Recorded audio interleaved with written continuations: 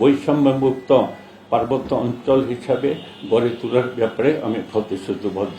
আমি ব্যক্তিগতভাবে বলবো, আমরা যেহেতু সান অফ দ্য সয়েল, পাহাড়ের সন্তান, সুতরাং আমাদের দীর্ঘ বহু বছর অভিজ্ঞতা, যেটা আমি উপজেলা চেয়ারম্যান ছিলাম 1986-এ, ইন্ডিপেন্ডেন্ট ক্যান্ডিডেট। 89-এ এসে আমি স্থানীয় সরকার পরিষদ যেটা প্রবর্তন হয়, সেটা কাজের আবর্তে জেলা পরিষদ হয়। আমি ডেপুটি মিনিস্টার রেকর্ডেডভাবে 7 ইয়ার ছিলাম। আমার জীবনের সৌভাগ্য, আমি 700 to 800 চাকরি আমি নিজ হাতে দিতে পেরেছি, এবং আমার এখানে যতগুলি জাতির সত্তা আছে সবাইকে সুষম বন্টন করে দিয়েছি। Record will speak. এবং এটা শুধু না, আমার একটা ছোট্ট অভিজ্ঞতা আছে। উপজেলার যে কনসেপ্ট আছে, 3 বছর কাজ করেছি, 3-4 বছর।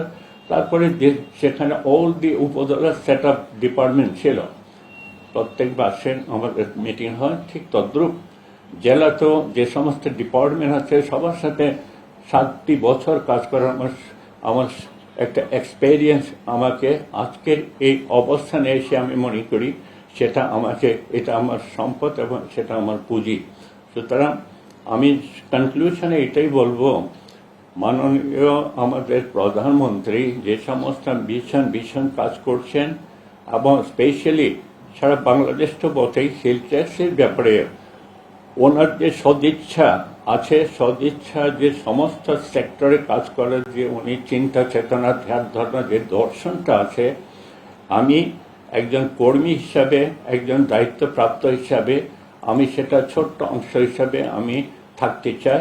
এবং আমি আরও আনুষ্ঠানিকভাবে বলবো, হেলথ ট্যাক্সে যেহেতু আমি দায়িত্বপ্রাপ্ত, ওনার এম্পাওয়ার, সুতরাং আমি সকলকে নিয়ে, সকল সেক্টরকে নিয়ে আমি একজন ভ্যানগার্ড হিসাবে আমি ওনার পাশে থেকে এই হেলথ ট্যাক্স থেকে শান্তি, সম্প্রীতি, সংহতি, সুষম বন্টন এবং বৈষম্যমুক্ত পার্বত্য অঞ্চল হিসাবে গড়ে তোলার ব্যাপারে আমি প্রতিশ্রুতিবদ্ধ।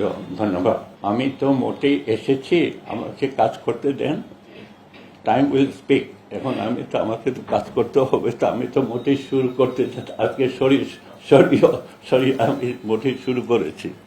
আমি কি বুঝাতে পারছি আপনাকে?